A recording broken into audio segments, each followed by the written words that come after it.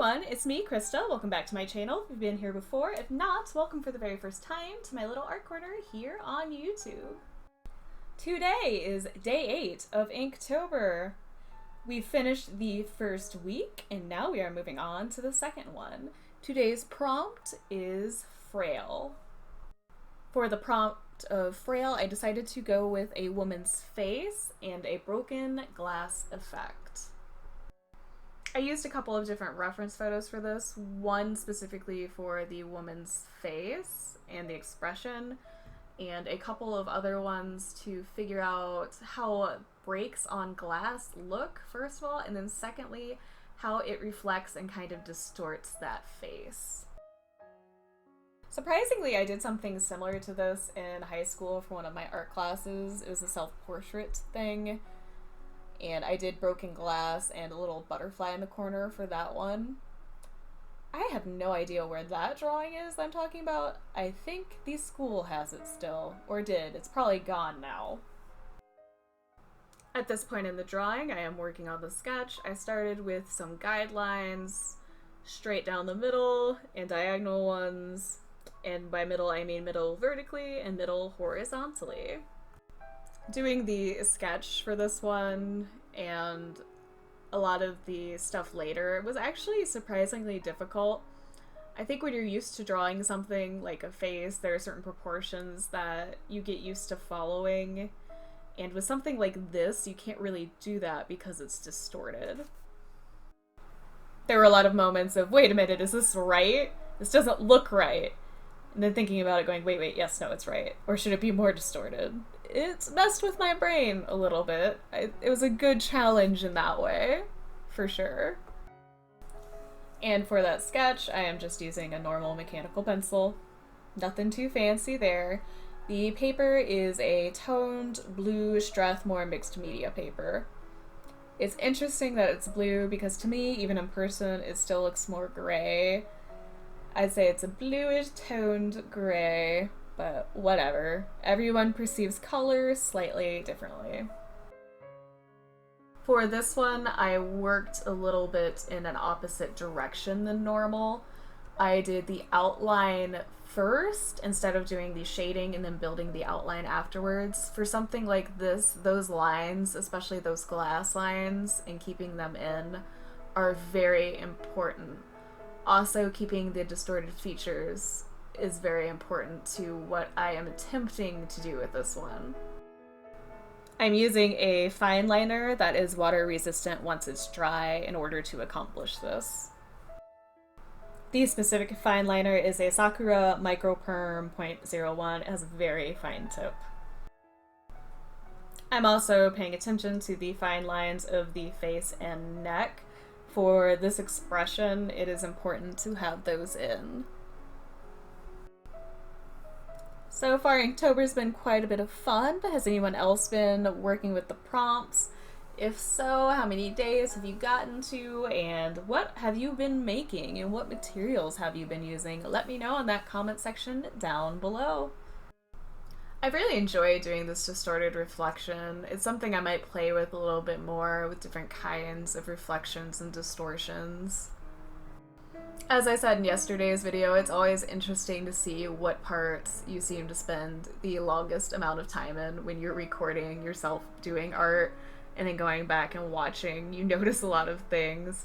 For this one, it seems like the longest I spent was doing the outlines in ink. Here I'm just erasing the pencil lines that I had used for my sketching. It would have been better to do this with a kneaded eraser. Erasers like this can leave a lot of particles on the drawing, and when you're using water-based media, it is not the best combination. It can get really gross and messy really quick. I'm finally adding in some shading now.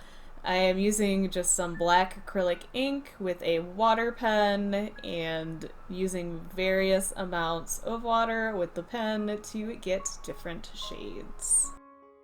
That tone paper is doing a lot of the work for me because I basically have a mid-tone gray and I can add white ink or black ink and mix it around, and I already got that mid-tone laid down. It makes life a little bit easier. I've loved using this paper for these kind of paintings. I also really enjoy using it for pastel and charcoal. For pastel, when I'm using different colors, I like using different colored paper to help with certain things. Like if I am drawing a person, I'll try to find something in a brown or peach shade to help with the skin tone. When applying the black ink, I always start with more water. It's always easier to build it up to be a deeper tone than to do the opposite.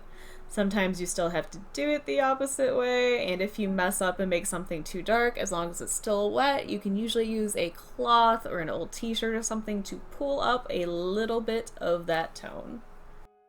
For the backgrounds for the pieces, I did paint them as individual little sections and left a little bit of gray space so I knew where the cracks of the glass were going to be. I also really enjoy smudging ink or pastel or pretty much any media with my finger.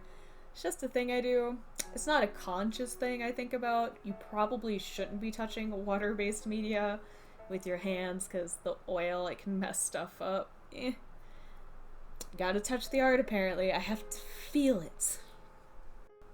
I'm always amazed and kind of jealous of those artists who use their hands for everything, who basically do very fancy finger painting. Maybe one day I'll do that. We'll see. We will see. I made a little boo-boo for part of the background in the upper right-hand corner. I left a section of it that was still wet, and I tried to add too much water, so you can see the background starting to flow right into her hair. It can lead to some pretty effects, but it can also lose the lines you have set up. Be cautious of that.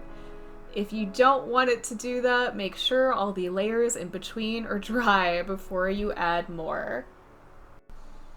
It'll make your life much easier if you ensure all the layers are dry.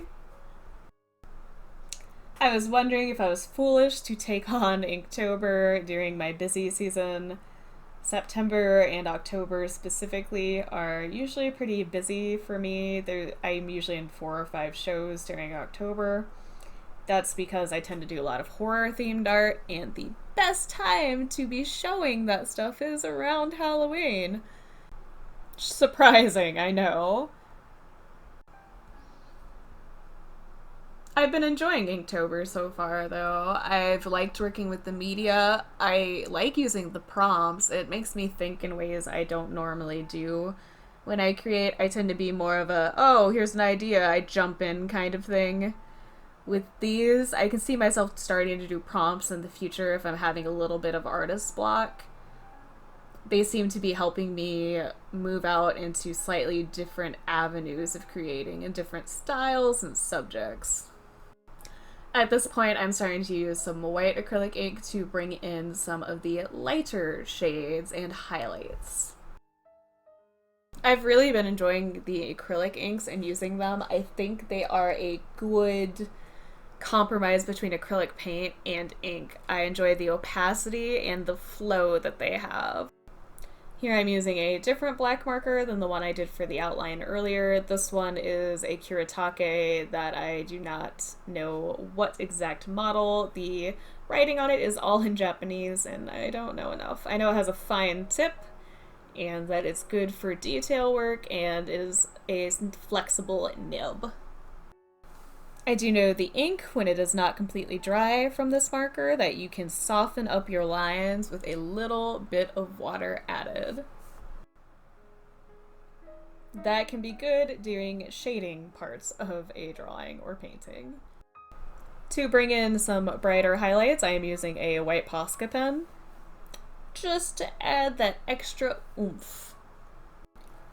For the cracks with the white Posca pen, I am trying not to just do straight lines. I'm trying to have them disconnected a little bit for the most part. That's to help mimic light and how it would reflect off of a crack like that. I didn't do it perfectly, but it's a start. Nothing is perfect. Chasing perfection as an artist is gonna be pointless. It's like trying to touch the sun. You can just go in with an open mind and try to learn from artists you admire and just a situation of practice makes perfect. I actually ended up liking this piece pretty well. I think it has a lot of emotion there. And I also think that it shows pretty well my interpretation of what frail means, in a sense of being emotionally frail. At this point, I'm adding a little bit of cross-hatching and a tiny bit of texture with the black marker, and just adding little finishing details and touches. For pieces like this, I do really like my messy line work. Or should I say expressive line work? That sounds nicer. At this point, I must have decided that I needed some deeper, darker sections going on and some brighter whites. I'm just finagling and fiddling with it now. Well, this piece is almost done here. If you liked this video, please feel free to hit that like button. If you have any comments, questions, feelings, or concerns, let me know in that comment section down below. Once again, please just let me know if you're participating in Inktober, if you're learning anything from it, what you've been making, what you've been doing, what you've been using. Let me know. If you want to see more videos like this, please feel free to subscribe. Thank you so much for taking the time out of your busy day or night to watch this video and listen to me ramble about art stuff. I look forward to hearing from you guys soon, and I will be posting very soon. Bye!